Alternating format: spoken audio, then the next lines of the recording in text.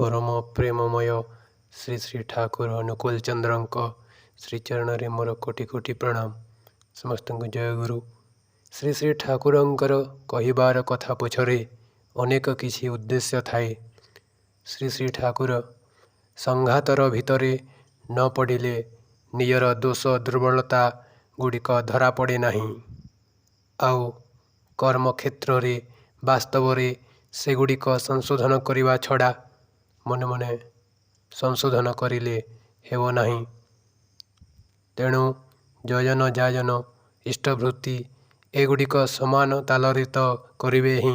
ता छड़ा आपण मानंकु जेतेबेले जहा करिवाकु कहे ता कंटाए कंटाए करिवाकु चेष्टा करिवे।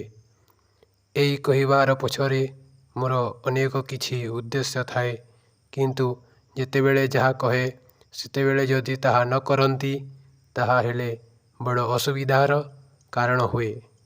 पुणी किंतु ठीक अनुसारे करिले अनेक विपर्ययर हाथरू बंची जाई पारिबे।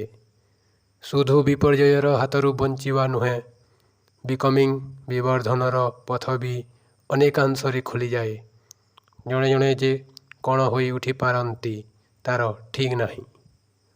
आलोचना प्रसंगे द्वितीय खंड। जय गुरु।